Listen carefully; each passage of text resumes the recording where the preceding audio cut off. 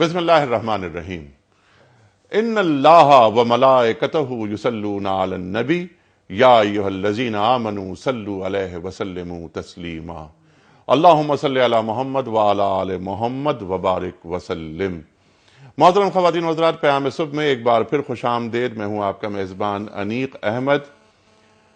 کل بات ہوئی، جہاں بات رکی تھی وہیں پر ہم بات شروع کریں گے اور وہیں سے لے کر آگے بات لے کے چلیں گے۔ جیسے کہ آپ اور ہم جانتے ہیں کہ سورہ بقرہ کے تعلق سے بات ہو رہی ہے، اور الف لام میم ذالک الکتاب لا ریب فیہ ھدی للمتقین الذین یؤمنون بالغیب ویقیمون الصلاۃ ومما رزقناہم ینفقون۔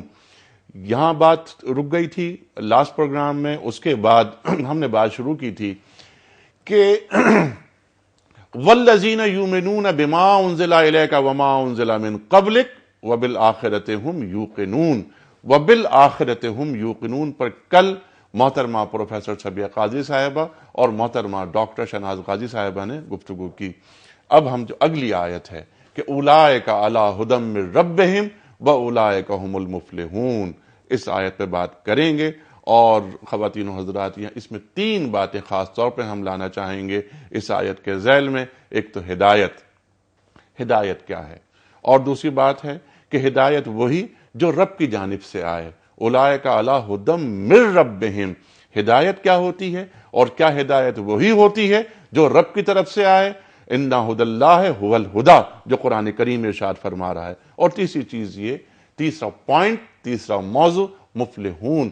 فلاح یافتہ کون ہوتے ہیں، فلاح یاب کون ہوتے ہیں، کامیاب کون ہوتے ہیں، قرآن کنہیں کامیاب کہتا ہے، قرآن کنہیں ناکام کہتا ہے، اس پر ہم تفصیل سے بات کریں گے۔ تشریف فرما ہے خواتین و حضرات کراچی میں محترم مفتی منیب الرحمان صاحب۔ سب آپ سے واقف، کیا میں تعارفی کلمات ادا کروں آپ کے تعلق سے؟ ہمارے ملک کا بڑا محبوب اور مقبول نام، لاہور میں تشریف فرما ہے محترم ڈاکٹر سرفراز ایوان صاحب۔ ان کے تعلق سے بھی میں یہی بات عرض کروں گا جو میں نے مفتی صاحب کے تعلق سے عرض کی کہ ڈاکٹر سرفراز ایوان صاحب ایک خلقت کے محبوب، ایک دنیا آپ کی شیدائی، کیونکہ گفتگو ہوتی ہے صرف قرآن و سنت کی روشنی میں۔ اور ڈاکٹر سرفراز ایوان صاحب قرآن کریم کو جو قرآن کریم کی آیات سے سمجھاتے ہیں، یہ آپ ہی کا خاصہ ہے۔ ڈاکٹر صاحب السلام علیکم۔ ورحمۃ اللہ وبرکاتہ۔ ڈاکٹر صاحب میں بڑا ممنون، بڑا شکر گزار، اور خواتین و حضرات پروگرام کا آغاز کرتے ہیں اللہ تعالیٰ کے بابرکت نام سے۔ سورہ صف اور آیات ہیں 8 اور 9۔ تلاوت قرآن کریم کا شرف حاصل کرتا ہوں۔ اعوذ باللہ من الشیطان الرجیم،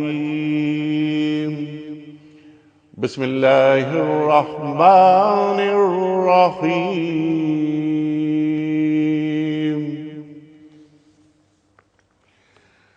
یریدون لیطفئوا نور اللہ بافواہہم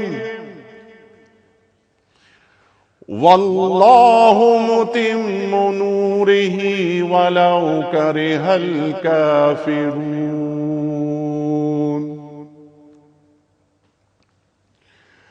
هو الذی ارسل رسولہ بالہدی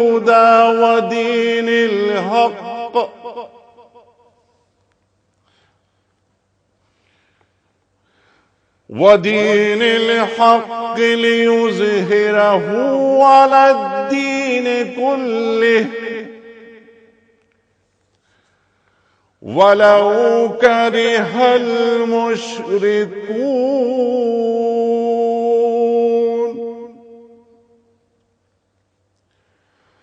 صدق اللہ العظیم۔ خواتین و حضرات، سورہ صف آیات 8 اور 9۔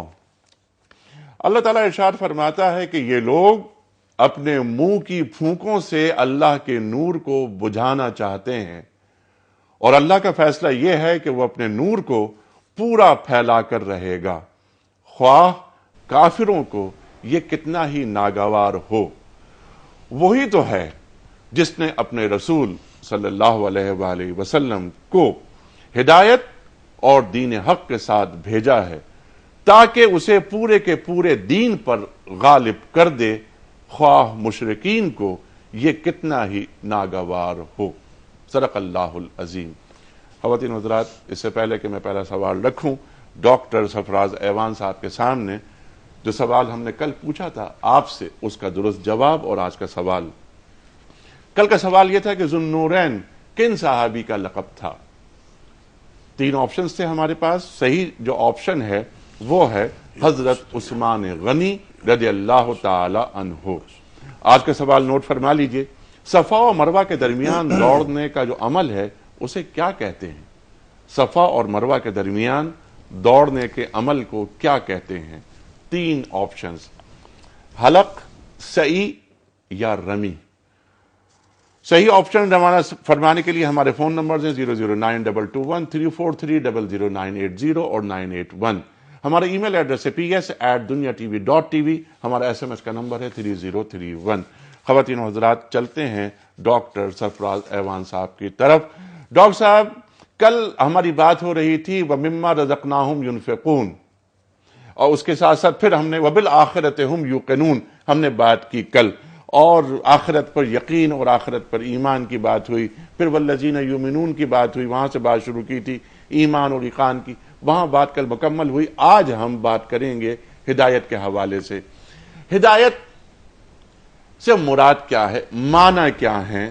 کیا ہدایت اللہ تعالیٰ راستہ دکھاتا ہے یا راستے منزل تک پہنچاتا ہے، یا ہدایت کے تعلق سے جو قرآن کریم کی بہت ساری آیات ہیں جن کے ذیل میں جب ہم تک روشنی پہنچتی ہے قرآن کی، اس سے معلوم یہ ہوتا ہے کہ ہدایت وہی ہے جو اللہ کی جانب سے آئے۔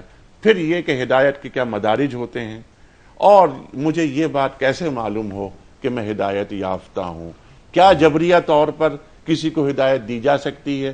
اور یہ کہ اللہ تعالیٰ کی ہدایت اور رسول کی ہدایت میں کوئی فرق ہے؟ ارشاد۔ بسم اللہ الرحمن الرحیم۔ انیق صاحب، میں آپ کا اور حضرت مفتی صاحب کا اور ناظرین کا شکر گزار ہوں کہ اللہ تعالیٰ نے مجھے موقع بخشا اس پروگرام میں اللہ اور اس کے رسول کی بات کی جائے۔ آپ نے جس قدر ارشاد فرمایا اس بارے میں انشاءاللہ یقیناً عرض کروں گا، لیکن میں چاہتا ہوں کہ اصول دین میں سے توحید اور رسالت کے بعد تیسرا اصل ہے آخرت، اس پر اگر اختصار سے آپ اجازت دیں تو میں کچھ بات عرض کر دوں، پھر اس کے بعد آپ نے جو ارشاد فرمایا اس پر میں ضرور بات کروں گا۔ ارشاد فرمائیے سر۔ موت ایک ایسی اٹل حقیقت ہے کہ جس کا کسی کو انکار نہیں۔ قرآن کریم میں اللہ تعالیٰ نے فرمایا وَمَا جَعَلْنَا لِبَشَرٍ مِّن قَبْلِكَ الْخُلْدَ، جو انسان بھی یہاں آیا ہے وہ یقیناً ہمیشہ یہاں نہیں رہے گا۔ قرآن کریم میں اللہ تعالیٰ نے 3 جگہ ارشاد فرمایا کُلُّ نَفْسٍ ذَائِقَةُ الْمَوْتِ، ہر جان نے موت کی تلخی کو چکھنا ہے یقیناً۔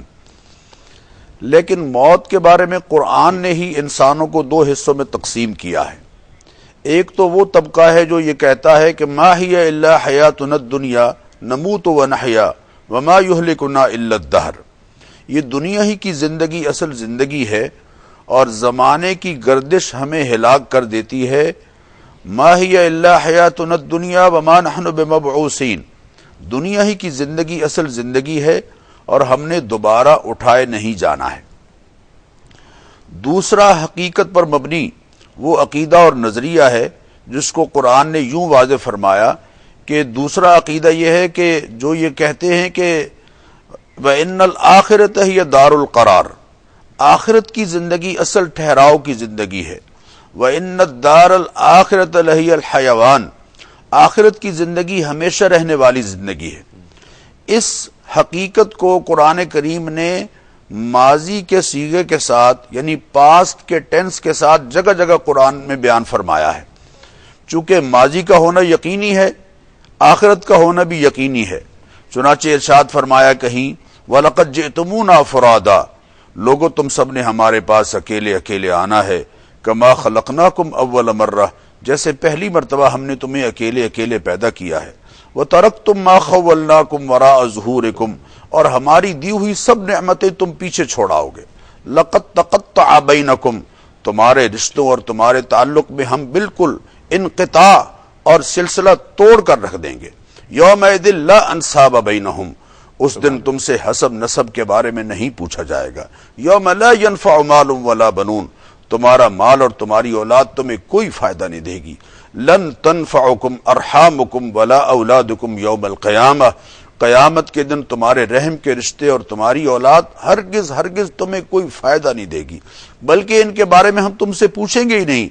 جو بات ہم تم سے پوچھیں گے اندازہ کیجئے کہ کس قدر اس پر زور دیا گیا ہے۔ فَوَرَبِّكَ، اے حبیب تیرے رب کی قسم ہے، لَنَسْأَلَنَّهُمْ أَجْمَعِينَ، ہم ان سب سے ضرور پوچھیں گے عَمَّا كَانُوا يَعْمَلُونَ، کر کے کیا آئے ہو، تمہارے دامن میں کیا ہے، تمہارے پلے کیا ہے۔ اور یہ سوال محض ریئلائز کرانے کے لیے ہوگا، ورنہ وہاں تو مکمل ریکارڈ محفوظ ہو رہا ہے۔ اِنَّا نَكْتُبُ مَا قَدَّمُوا وَآثَارَهُمْ، جو انہوں نے آگے بھیجا ہے، جو پیچھے چھوڑا ہے، ہم اس کو لکھتے چلے جا رہے ہیں۔ وَكُلُّ صَغِيرٍ وَكَبِيرٍ مُسْتَطَرٍ، ہر چھوٹی بڑی بات لکھی جا رہی ہے۔ اِنَّا كُنَّا نَسْتَنسِخُ مَا كُنْتُمْ تَعْمَلُونَ، جو کچھ تم کرتے رہے تھے ہم اس کو لکھتے چلے جا رہے تھے۔ جس شخص کا یہ عقیدہ ہے کہ ما یلفظ من قول الا لدیہ رقیب عتید، اس کی زبان سے نکلا ہوا ایک ایک لفظ اللہ کے ہاں محفوظ ہو رہا ہے۔ ان رسولنا یکتبون ما تمکرون، ہمارے نمائندے لکھ رہے ہیں جو کچھ تم کر رہے ہو، وہ کیسے غفلت کی زندگی گزار سکتا ہے اور آخرت کو کیسے بھول سکتا ہے۔ اور یہ جملہ آخر میں عرض کروں، آپ بات کرنا چاہتے ہیں، فرمایا وَكُلَّ إِنسَانٍ أَلْزَمْنَاهُ طَائِرَهُ فِي عُنُقِهِ، ایک مرحلہ ایسا ہوگا کہ جب انسان کا نامہ عمل ہم اس کی گردن میں لٹکا دیں گے، اور نحشرہ یوم القیامت کتابا یلقاہ منشورا، کتاب اس کے سامنے بکھری ہوئی ہوگی، اور ہم کہیں گے اقرأ کتابک، اپنی کتاب کو خود ہی پڑھ لو، کفا بنفسک اليوم علیک حسیبا، تمہارے لیے کسی اور محتسب کی ضرورت نہیں، تم اپنے آپ کے خود محتسب ہو۔ تو آخرت کے عقیدے کو یہ اہمیت دینا بہت ضروری ہے جو قرآن نے اور نبی اکرم صلی اللہ تعالی علیہ وسلم کے فرمان نے اسے دی ہے۔ سبحان اللہ، سبحان اللہ۔ آخرت کے حوالے سے یہ ہمارا بنیادی عقیدہ ہے، توحید، رسالت اور قیامت۔ اس تعلق سے کل بھی بہت سی گفتگو ہوئی، اور یہ اچھا ہوا ہے کہ ڈاکٹر صاحب نے مزید اس میں توسیع کی اور اس کو مزید وضاحت کی۔ مفتی صاحب، میں آنا چاہ رہا ہوں فلاح کی طرف، میں آنا چاہ رہا ہوں ہدایت کی طرف، میں آنا چاہ رہا ہوں رب کی طرف کہ ہدایت جو رب کی جانب سے آئے۔ سمپل سوال آپ کی خدمت میں، ہمیں یہ بتائیے کہ ہدایت سے مراد قرآن کریم کیا لے رہا ہے؟ بسم اللہ الرحمن الرحیم، نحمدہ ونصلی ونسلم علی رسولہ الکریم سیدنا و مولانا محمد وعلی آلہ وصحبہ اجمعین۔ آپ اجازت دیں تو کچھ آیات جو ابھی آخرت کے بارے میں بیان کی گئیں، ٹھیک، میں بھی اس سلسلے کو مربوط کر دوں ٹھیک، کہ آخرت کے بارے میں آج جدید دور میں بعض لوگوں کا جو نظریہ ہے یہ نیا نہیں ہے، یہ شروع سے چلا آ رہا ہے۔ اسے علم کا یا تمدن کا دور کہا جا رہا ہے، نور کا، اور اس دور کو ظلمت کا دور کہا جاتا ہے۔ لیکن سوال ذہنوں میں اس وقت بھی یہی تھے جو آج ہیں کہ لن یہلکنا الا الدہر وما نحن بمبعوثین، کہ زمانہ ہمیں ہلاک کر دے گا، اور ایک بار مر گئے تو پھر قصہ تمام ہو گیا، بابر بعیش کوش کہ عالم دوبارہ نیست۔ تو قرآن مجید میں ہے کہ اس دور کے مشرکوں نے بھی اور منکرین آخرت نے یہی سوال کیا تھا کہ من یحیی العظام وہی رمیم، کہ جب انسان جل کر خاک ہو جائے گا یا گل کر راکھ ہو جائے گا یا کسی درندے کا جزو بدن بن جائے گا تو پھر کون اسے زندہ کرے گا؟ تو اللہ عز و جل نے اپنے رسول مکرم صلی اللہ علیہ وآلہ وسلم کو فرمایا کہ آپ ان منکرین آخرت کو جواب دیجئے کہ کہ یحییھا الذی احیاھا اول مرہ، کہ دوبارہ اللہ تعالیٰ ان ذرات کو جمع کر کے وہی خالق زندہ کرے گا جس نے پہلی بار پیدا کیا تھا۔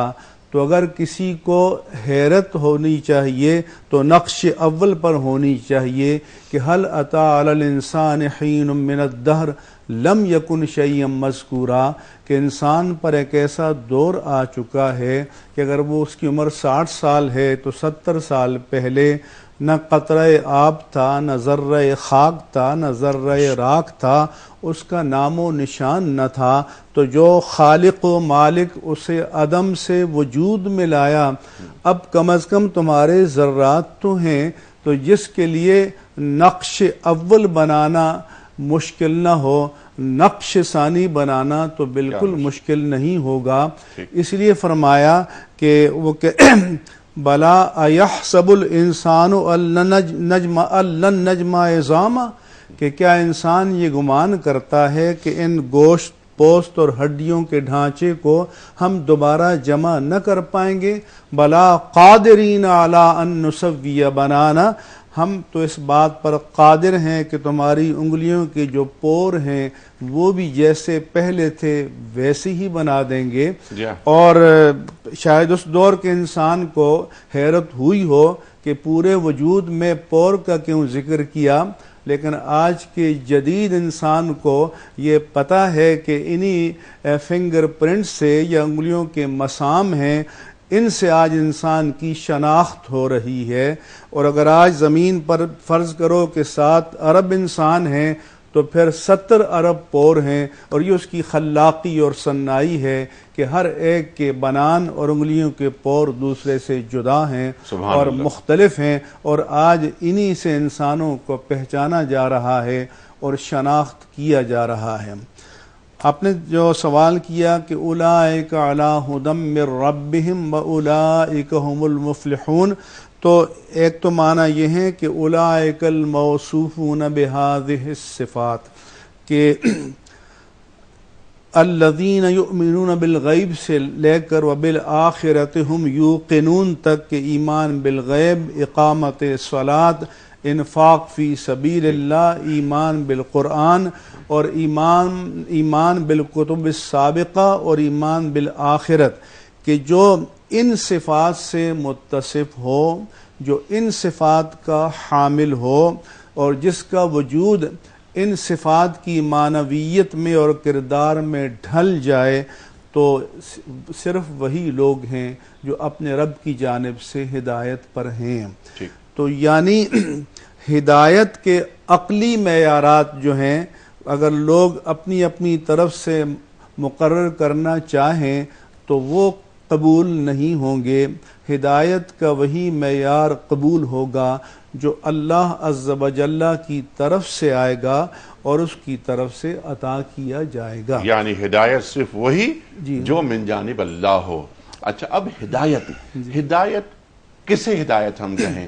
اللہ تعالیٰ سے ہم دعا مانگتے ہیں ہر نماز میں کہ اہدنا الصراط المستقیم، ایک بات تو یہ ہو گئی۔ والذین جاہدوا فینا لنہدینہم سبلنا، وہاں بات ہو جاتی ہے۔ پھر انک لا تہدی من احببت، یہ بات کی جا رہی ہے کہ اے اللہ کے رسول صلی اللہ علیہ وسلم، آپ چاہتے ہیں انہیں ہدایت دیں، تو ایسا نہیں ہو سکتا۔ ہدایت وہی جو اللہ کی جانب سے آئے، جو اللہ کی مرضی سے ہو۔ یہ جو مدارج ہیں، یہ یہاں ہدایت کے عربی زبان کا لفظ ہے اور اس کے دو معنی ہیں۔ ایک اراءۃ الطریق، یعنی راستے کی نشاندہی کر دینا، جسے ہم ٹو گائیڈ کہتے ہیں یا رہنمائی کہتے ہیں، کہ راستہ دکھا دینا کہ یہ وہ راستہ ہے جو منزل حق کی جانب جاتا ہے۔ لیکن اس کے دوسرے معنی ایصال الی المطلوب کے ہیں، کہ منزل مقصود تک پہنچا دینا، کہ کوئی اس کا ہاتھ پکڑ کر، انگلی پکڑ کر منزل مقصود تک پہنچا دے، اسے ایصال الی المطلوب کہتے ہیں۔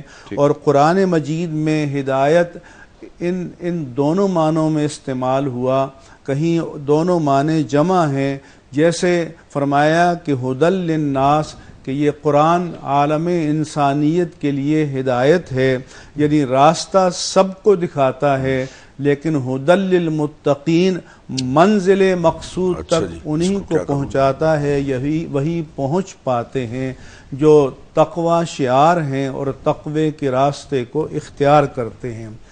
پھر ہدا یہ بنیادی طور پر مصدر ہے جس کے معنی راہی کے نہیں ہیں بلکہ رہنمائی کے ہیں، جیسے ہدی للمتقین، ہدی للناس، اور تورات کے بارے میں بھی فرمایا کہ فیہا ہدی و نور۔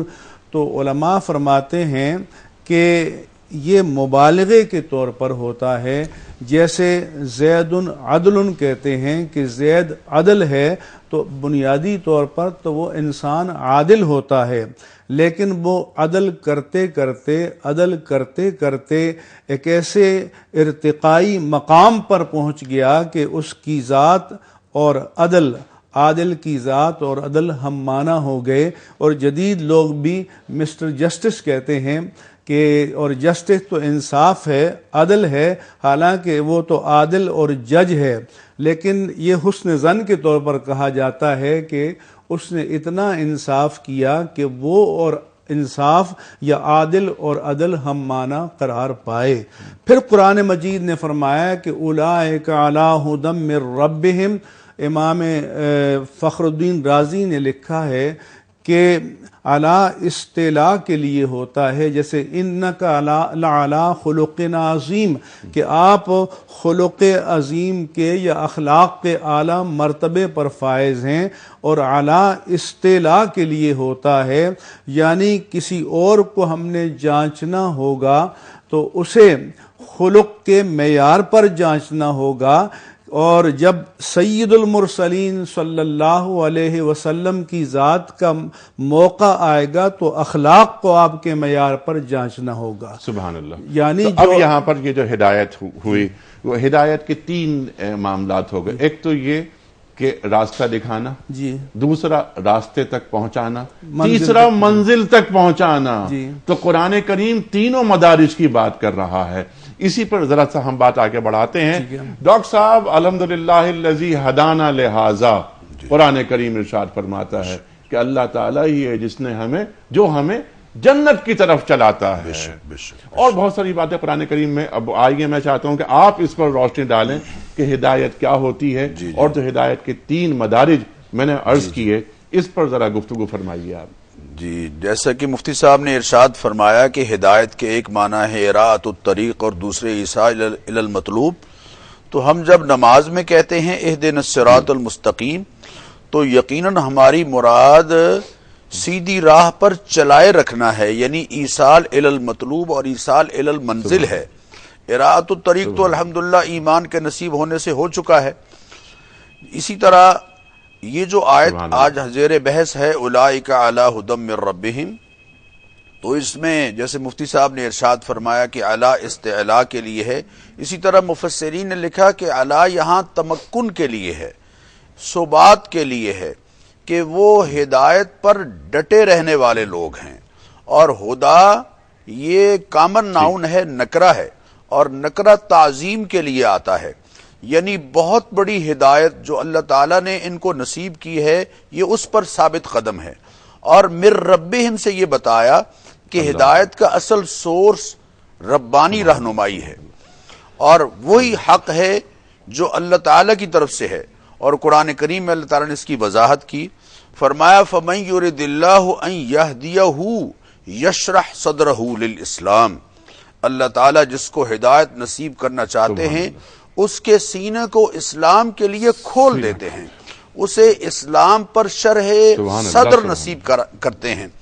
وہ مولانا علم الدین سالک نے لکھا ہے کہ وہ کالج میں جب پڑھ رہے تھے تو شاعری پر کی مشق انہوں نے شروع کی، تو ان کے ایک استاذ تھے ہندو کے ایم مترا، ان سے جا کے اصلاح لینا چاہی، تو انہوں نے فرمایا، استاد صاحب نے فرمایا کہ دیکھیے علم الدین، تمہارے ہاں حالی اور اقبال کافی ہیں شاعر، تمہیں قرآن پڑھنا چاہیے، اور وہ بھی تم تفسیر حقانی پڑھو، تمہیں شرح صدر نصیب ہوگا۔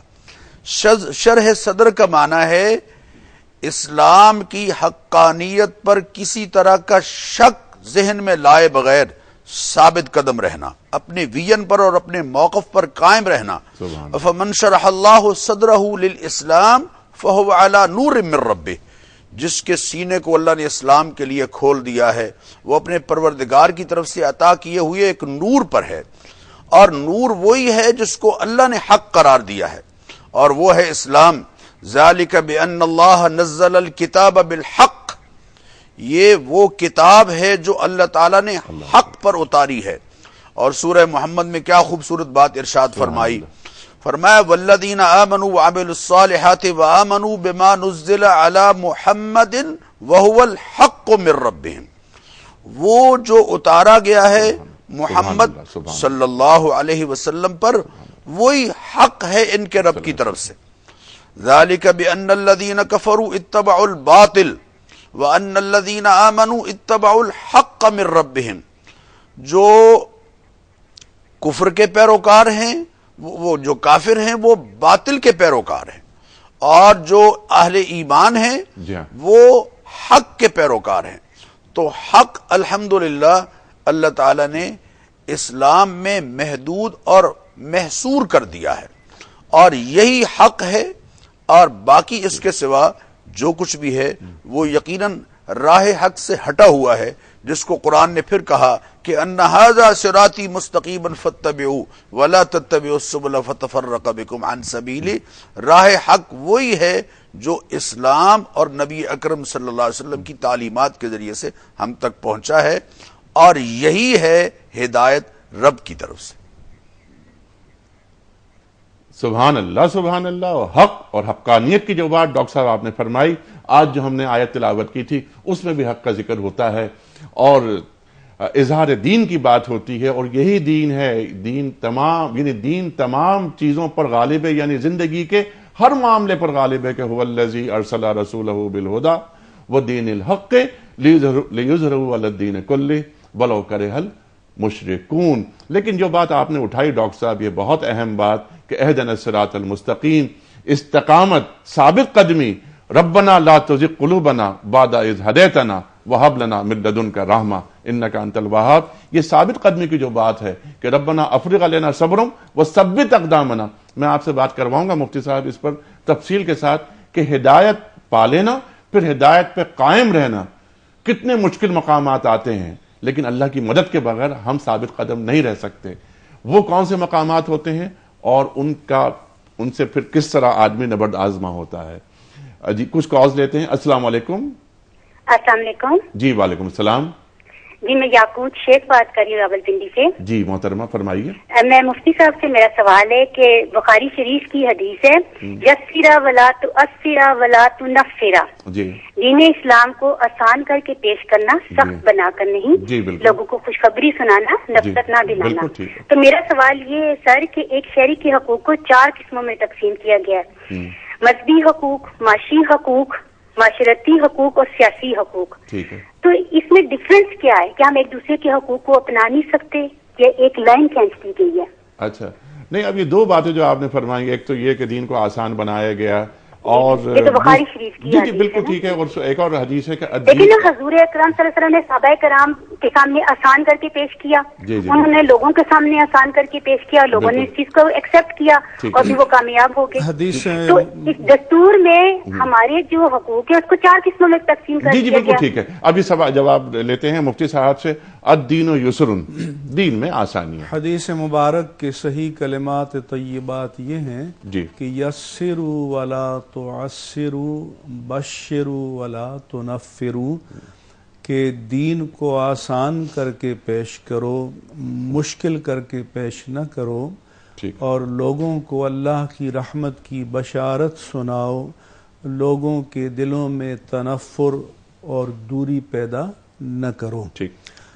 اور قرآن مجید میں فرمایا کہ ما جعل علیکم فی الدین من حرج، جی کہ اللہ نے تمہارے دین میں کوئی تنگی نہیں پیدا کی، اور یہ بھی فرمایا کہ یرید اللہ بکم اليسر ولا یرید بکم العسر، کہ اللہ تمہارے لیے آسانی چاہتا ہے، تنگی نہیں چاہتا، کیونکہ اس سے پہلے کہ فمن شہد منکم الشہر فلیصم روزے کی فرضیت کا ذکر ہوا، لیکن ساتھ یہ بھی فرمایا کہ ومن کان مریضا او علی سفر فعدۃ من ایام اخر، کوئی بیمار ہے یا مسافر ہے تو وہ بربنائے رخصت روزے کو، رمضان کی روزے کو چھوڑ سکتا ہے جس کی بعد میں قضا ہوگی، یعنی دین کا مدار یسر پر ہے اور آسانی پر ہے۔ اب انہوں نے جو سوال کیا کہ حقوق اللہ اور حقوق العباد، یہ سیاسی حقوق اور معاشی حقوق،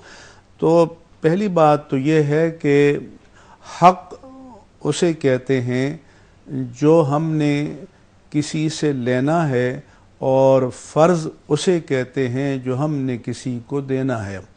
تو میرا جو فرض ہے وہ آپ کا حق ہے، اور آپ کا جو فرض ہے وہ میرا حق ہے، یعنی اللہ تعالیٰ نے انسانوں کے درمیان توازن قائم فرمانے کے لیے حقوق و فرائض کا نظام قائم کیا ہے، اور بعض اوقات سمجھانے کے لیے اس کی تقسیم کر دی جاتی ہے کہ جیسے حقوق اللہ اور حقوق العباد، پھر حقوق العباد میں فرد اور فرد کے درمیان جو تعلق ہے، پھر فرد اور معاشرے کے درمیان جو تعلق ہے، پھر فرد اور ریاست کے درمیان جو تعلق ہے، تو یہ تقسیم اس معنی میں نہیں ہے کہ ان میں ٹکراؤ ہے، یہ تقسیم اس معنی میں ہے کہ مختلف جہتوں کے اعتبار سے جو ہم پر ذمہ داریاں عائد ہوتی ہیں تو ہمیں اس کا صحیح ادراک اور شعور ہونا چاہیے۔ اور آپ نے سبحان اللہ جو بات فرمائی کہ جو میرا حق ہے وہ آپ پر فرض ہے، اور جو آپ کا حق ہے وہ مجھ پر فرض ہے، ذمہ داریاں۔ ٹھیک، تو اس لیے ہم جب فرض ادا کریں تو یہ نہ سمجھیں کوئی احسان کر رہے ہیں، یہ سمجھیں کہ کسی کا ہم پر حق ہے جو سے لوٹا رہے ہیں۔ کچھ کالز لیتے ہیں آپ کی اجازت اگر ہو؟ جی السلام علیکم۔ السلام علیکم۔ وعلیکم السلام۔ جی فرمائیے، کیا کال ہے، کیا سوال ہے؟ جی میں گجرات سے سعدیہ بات کر رہی ہوں۔ میرے مفتی صاحب سے یہ پوچھنا ہے کہ جیسے ہم ہمارے معاذ اللہ چند لوگوں کے سوا ہم لوگ دین کو میٹھا میٹھا اسلام کے طور پہ اپنی پسند کے آسان چیزیں قبول کر لیتے ہیں، دوسری چھوڑ دیتے ہیں، تو کیا دینی پروگرام میں بھی جو لوگ آتے ہیں وہ اس وقت ہمارے ایک قسم کے کہہ لیں کہ لیڈنگ رول بنتے ہیں، تو کیا ان میں خواتین کا آ کر تو دین کی باتیں بتانا، جبکہ وہ پردے میں بھی نہیں ہے، جیسے کہ کل بھی میں معذرت کے ساتھ نہیں بلکہ اس لیے کہ الا الذین آمنوا وعملوا الصالحات وتواصوا بالحق وتواصوا بالصبر کہتے ہیں، یہ بات کر رہی ہوں کہ دیکھیں جب خواتین کو حکم دیا گیا کہ کہہ دو مومن مردوں اور عورتوں سے اپنی نگاہیں کچھ نیچی رکھا کریں، تو جس میں اس وقت آ کے جب بندہ بات کرے گا تو لامحالہ طور پر وہ ایک دوسرے کے ساتھ نظر ملا کر بات کرے گا، تو کیا یہ بات غلط نہیں مفتی صاحب سے؟ اور دوسری یہ بات کہ جو کہ دینی پروگرامز میں قرآن کریم پیش کرنے کے لیے کیا خواتین کو آنا چاہیے یا نہیں، آپ کا یہ سوال رکھتے ہیں مفتی صاحب کے سامنے۔ یہ اگلی کالز، کچھ کالز مزید لے لیتے ہیں ایک ساتھ۔ جی السلام علیکم۔ السلام علیکم انیک بھائی، یہی عرض کر رہا ہوں۔ وعلیکم السلام۔ ماشاءاللہ انیک بھائی، آپ کے پروگرام کے اثرات بہت اچھے آ رہے ہیں، اور میری تو یہ کوشش ہوتی ہے کہ جو کچھ سیکھوں اس کو آگے لوگوں کو کنوے بھی کروں۔ بہت کچھ سیکھا میں نے آپ سے۔ اچھا انیک بھائی، میرا جو سوال ہے آج کے جو ٹاپک اس کے حوالے سے یہ دیکھیں، ہدایت کے لیے جو قرآن شریف موجود ہے، راہ ہمیں ہمارے منزل تک پہنچانے کے لیے راہ ہدایت بھی ہے، اور ہم یہ سمجھ بھی رہے ہیں، لیکن ہوتا یہ کہ جیسے میں نے آپ کا پروگرام دیکھا، میں بڑی اس کے مجھے اثرات اچھے آتے ہیں، لیکن جب میں دنیا کی جو چیزوں میں مصروف ہو جاتا ہوں، میں اپنے روزی میں، اپنے بجلی کے بل بھرنے میں، اپنی دوسری چیزوں میں اتنا الجھ جاتا ہوں اپنے بچوں کی ضروریات زندگی کو پورا کرنے کے لیے، تو میں اپنی راہ سے ہٹ جاتا ہوں، اور وہ راہ سے ہٹنے کے بعد میں ہدایت یافتہ لوگوں میں ہونے کے بجائے گمراہ لوگوں میں شمار ہونے لگتا ہوں۔ یہ بتائیے میں اپنے میں استقامت کیسے پیدا کروں؟ میں اس دور کے اندر کیسے میں کس طرح ایک گناہ کی زندگی سے بچوں اور کس طرح گمراہ ہونے سے بچ جاؤں، ہدایت یافتہ لوگوں میں شامل ہو جاؤں؟ سبحان اللہ، سبحان اللہ، بہت اچھا سوال۔ میں چاہتا ہوں ڈاکٹر صاحب یہ دونوں سوالات میں رکھوں آپ کے سامنے۔ پہلی بات تو یہ بتائیے، وہ خاتون کا سوال یہ آیا تھا کہ ٹیلی ویژن پر جو پروگرامز پہ خواتین آ کے قرآن پیش کرتی ہیں، کیا اس کی اجازت دین دیتا ہے؟ یہ سوال تو چونکہ مفتی صاحب سے کیا گیا ہے، وہی اس کا جواب دیں گے، لیکن حق کے بارے میں جو بات ہو رہی تھی، میں چاہوں گا کہ اس کے بارے میں جو نبی اکرم صلی اللہ علیہ وسلم کی رہنمائی ہے وہ ضرور واضح ہو دیکھیے حق اور فرض دراصل ایک سکے کے دو پہلو ہیں. ایک جانب حق ہے اور سکے کی دوسری جانب فرض ہے, اور کھرا سکہ وہی کہلائے گا جس کی دونوں جانب صحیح ہوں گی. اور ہمارے دین نے حق کے طلب کرنے اور حق مانگنے کے لیے بلکہ حق ادا کرنے کی تعلیم دی ہے. آپ دیکھ لیجئے قرآن کریم میں جہاں بھی آپ دیکھیں گے آت ذل قربا حقہ, دو قرابت داروں کو ان کا حق, آتو حقہ یوم حصادہ, فصل کاٹو تو اس میں جو حق بنتا ہے اس کو ادا کرو. آتوہم من مال اللہ الذی آتاکم, اللہ کا دیا ہوا مال ان کو دو جو اللہ نے تمہیں دیا ہے. اور فرمایا نبی اکرم صلی اللہ علیہ وسلم نے تؤدون الحق الذی علیکم, دوسروں کے جو حقوق تمہارے ذمے ہیں وہ تم مسلسل ادا کرتے رہو. وتسألون اللہ الذی لکم, اور جو تمہارا اپنا حق بنتا ہے اس کے لیے اللہ سے سازگار ماحول اور بہتر حالات کی دعا کرتے رہو. اور نبی اکرم صلی اللہ علیہ وسلم نے فرمایا ان لنفسک علیک حقا ولجارک علیک حقا ولزوجک علیک حقا, اور پھر آخر میں فرمایا اعطِ کل ذی حق حقہ, تیری جان کا تجھ پر حق ہے, تیرے فریق ثانی کا یعنی تیری بیوی کا یا تیرے شوہر کا تجھ پر حق ہے, تیرے پڑوسی کا تجھ پر حق ہے, اور ہر ایک کو اس کا حق ادا کر دیتا رہے. اس کا حق ادا کرنے کی ہدایت ہے. اور جو جن صاحب نے سوال کیا کہ ہدایت پر ثابت قدمی کیسے ہو سکتی ہے, اس کے لیے اللہ تعالی نے خود فرمایا ربنا لا تزغ قلوبنا بعد اذ ہدیتنا وہب لنا من لدنک رحمہ. اللہ تعالی سے ہم یہ طلب کرتے رہیں کہ اے اللہ ہدایت کے نصیب ہو جانے کے بعد اب ہمارے دلوں میں کجی پیدا نہ ہونے دے. وہب لنا من لدنک رحمہ, یہاں رحمت سے مراد مفسرین نے حق پر ثابت قدمی لیا ہے, اور اپنی عنایت سے اپنے کرم اور فضل سے رحمت عطا فرما یعنی ثابت قدمی عطا فرما. چونکہ حق وہی ہے, الحق من ربک فلا تکونن من الممترین, حق وہی ہے اور ہدایت وہی ہے. قل ان ھدی اللہ ھو الھدی, ہدایت وہی ہے جو اللہ کی طرف سے نصیب ہوگی. اور باقی سب کچھ دیکھیے اس بات پر ذرا غور کیجئے, باقی سب کچھ ہوا ہے. آگے قل ان ھدی اللہ ھو الھدی ولئن اتبعت اہواءہم, ہدا کے مقابلے میں اللہ نے باقی سب کو ہوا قرار دیا ہے.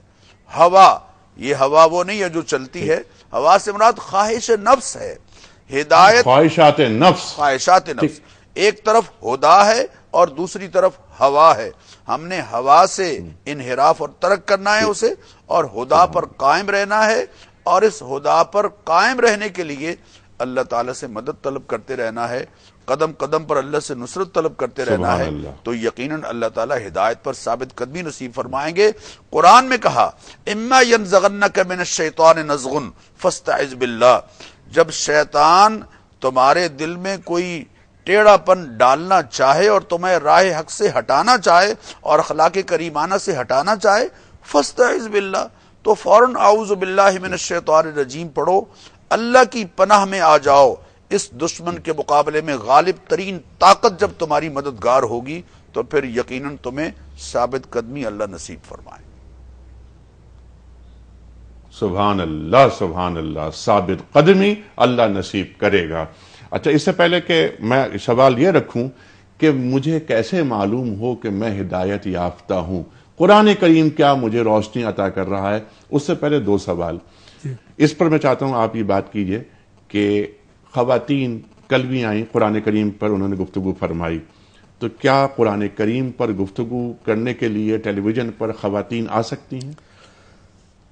اگر شریعت کا آئیڈیل کوئی جاننا چاہتا ہے جو ہمارے فقہائے امت نے بتایا ہے, تو غض بصر کا بھی حکم ہے, وہ تو قرآن مجید میں ہے کہ قل للمؤمنات یغضضن من ابصارہن, اور آگے یہ بھی فرمایا کہ ولا یبدین زینتہن الا لبعولتہن, تو نگاہیں بھی نیچے رکھنے کا حکم ہے.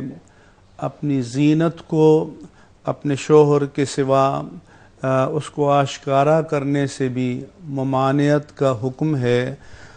بہتر تو یہ ہے کہ عورتوں کو تبلیغ کریں ٹھیک اور عورتوں کو دعوت دین اور دعوت حق دیں. تو میرے نزدیک اور ہمارے فقہائے امت کے نزدیک آئیڈیل صورتحال یہی ہے. اور یہ آج کل کے دور سے کے بارے میں ذرا مشکل سوال ہے، اس لیے ڈاکٹر صاحب نے بھی آپ کو جواب دینے سے ڈائریکٹ ذرا تھوڑا گریز کیا.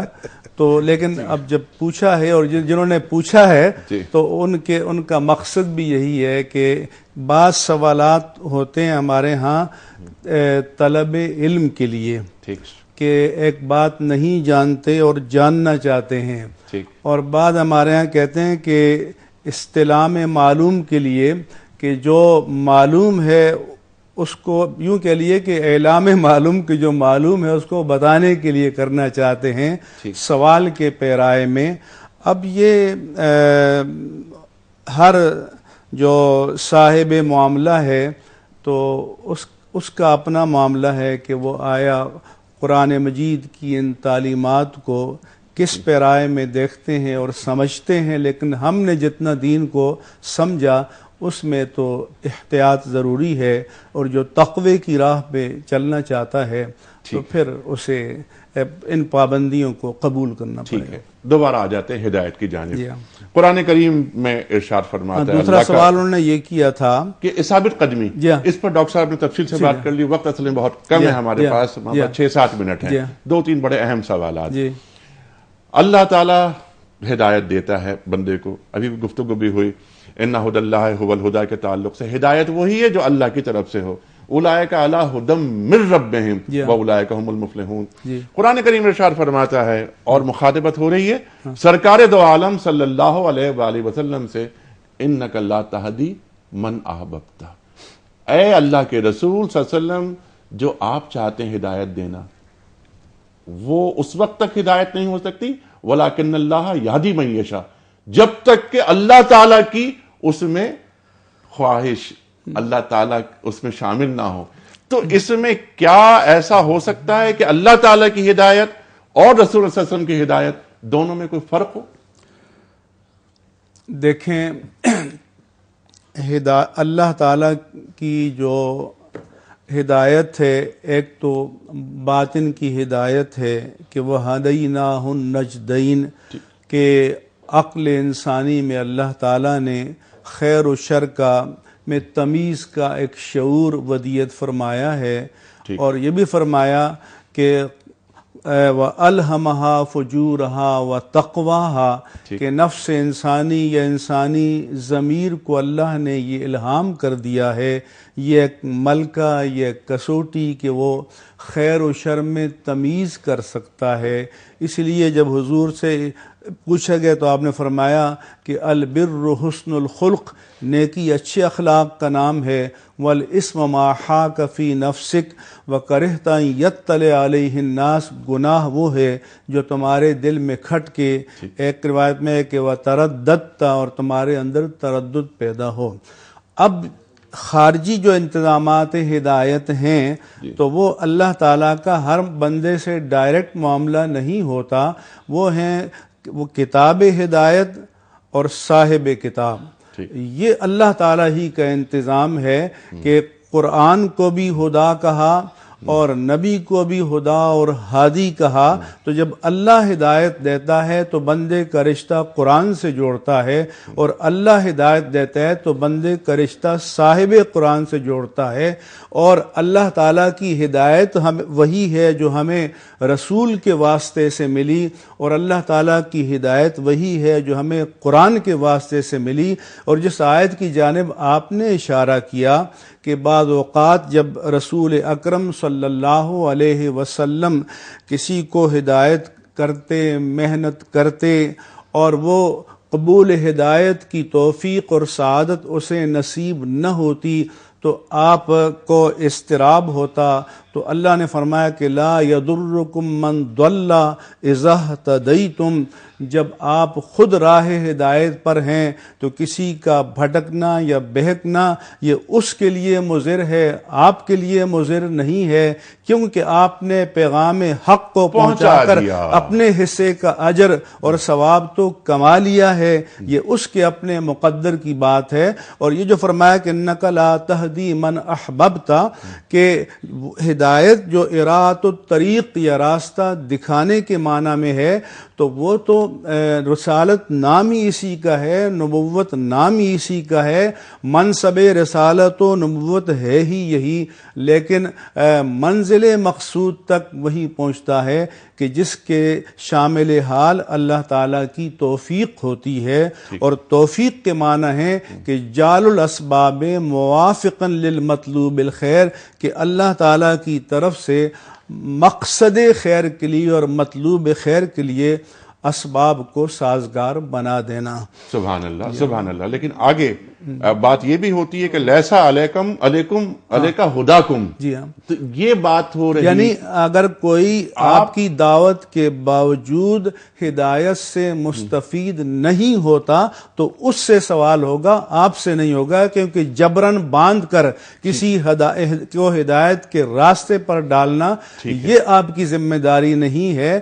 ہدایت کی یعنی منزل حق کی رہنمائی کرنا یہ آپ کا فریضہ نبوت ہے، اور اس سے مستفید ہوگا تو جزا پائے گا، اور اس سے انحراف کرے گا تو اب سزا پائے گا۔ ٹھیک ہے ڈاکٹر صاحب، لاسٹ منٹ ہے، میں چاہ رہا ہوں کنکلوڈ کر دیجئے آپ، یہ جو آخری بات میں نے سوال کیا تھا اس کا جواب مفتی صاحب میں عرض کروں کہ قرآن کریم ایک اور جگہ ارشاد فرما رہا ہے کہ جی لیسا علیکا ہداہم، یہاں پر لیسا علیکا ہداہم کیا ہے؟ یقینی بات ہے کہ لوگوں کو سیدھی راہ پر ڈال دینا اور منزل مقصود تک پہنچا دینا یہ آپ کے ذمے نہیں ہے، اعلیٰ الزام کے لیے آتا ہے، لازم کر دینا۔ لیکن ایک بات میں آپ سے عرض کروں کہ قرآن نے یہ کہا ہے کہ اتباع رسول میں ہی ہدایت کو منحصر کر دیا گیا ہے، محدود کر دیا گیا ہے۔ فرمایا وَاتَّبِعُوهُ لَعَلَّكُمْ تَهْتَدُونَ، اگر تم ہدایت چاہتے ہو تو ان کی پیروی کرو، اتباع کرو۔ اور سورہ نور میں فرمایا وَإِن تُطِيعُوهُ تَهْتَدُوا، اگر ان کی اطاعت کرو گے تو پھر تم ہدایت پاؤ گے۔ تو ہدایت محدود کر دی گئی ہے، اب پوری ہدایت ہر طرف سے سمٹ کر نبی اکرم صلی اللہ علیہ وسلم کی اتباع اور اطاعت میں سمٹ گئی ہے، اور یہی ہدایت ہے۔ بالکل ٹھیک ہے ڈاکٹر صاحب، بہت شکریہ آپ کا، جی یقیناً ٹھیک ہے۔ اور یہ بات جو آپ نے آخر میں فرمائی مسلمانوں کے تعلق سے جنہوں نے دین قبول کر لیا، ان کے لیے یہ ہے کہ قل ان کنتم تحبون اللہ فاتبعونی یحببکم اللہ، اگر اللہ سے محبت چاہتے ہو تو یہ آپ کی اتباع کریں، اللہ ان سے محبت کرے گا، یحببکم اللہ۔ بلکہ پوری دنیا کے انسانوں کے لیے، پوری دنیا کے انسانوں کے لیے یہ ہے کہ ہدایت وہ حضور کی اتباع میں ہی حاصل کر سکیں، انسانوں کے لیے ہے۔ ٹھیک ہے، راہ نجات صرف اور صرف اتباع رسول کریم صلی اللہ علیہ وآلہ وسلم میں ہے۔ ڈاکٹر صاحب میں بڑا ممنون، مفتی صاحب آپ کا بہت شکر گزار۔ ایک پرچی نکال کر آپ اعلان فرما دیجئے۔ خواتین حضرات، ہدایت کے تعلق سے بہت ساری گفتگو ہوئی ہے، لیکن مزید گفتگو انشاءاللہ ہوگی۔ کل اسی گفتگو کو لے کے ہم آگے چلیں گے۔ مفتی صاحب آمنہ فاطمہ اٹک، آمنہ فاطمہ اٹک سے آپ کی خدمت میں کتابوں کا تحفہ دنیا ٹی وی کی جانب سے، کوئی اس کا صحیح جواب بتانے کے نتیجے میں۔ خواتین حضرات، جو سوال ہم نے رکھا تھا کل، اس کا درست جواب اور آج کا سوال۔ کل کا سوال یہ تھا کہ ذو النورین کن صحابی کا لقب تھا؟ درست جواب حضرت عثمان غنی رضی اللہ تعالی عنہ۔ آج کا سوال نوٹ فرما لیجئے، صفا اور مروہ کے درمیان دوڑنے کے عمل کو کیا کہتے ہیں؟ 3 آپشنز، حلق، سعی یا رمی۔ صحیح جواب جو آپ مناسب سمجھتے ہوں روانہ فرمائیے۔ ہمارے فون نمبرز ہیں 00922134300 00980 اور 981۔ ہمارا ای میل ایڈریس ps@dunyatv.tv اور ہمارا SMS کا نمبر 3031۔ خواتین و حضرات، پروگرام یہاں ختم ہو رہا ہے، لیکن پروگرام ختم ہوتا ہے آج کی بات پر۔ آج کی بات قول ہے، حضرت علی مرتضی کرم اللہ وجہہ کا۔ آپ فرماتے ہیں کہ بے وفائی ایک بہت بڑا عیب ہے جو آدمی کی قدر گھٹا دیتا ہے۔ بے وفائی ایک بہت بڑا عیب ہے جو آدمی کی قدر گھٹا دیتا ہے۔ انیق احمد کو اجازت، کل انشاءاللہ ملاقات ہوگی۔ خدا حافظ۔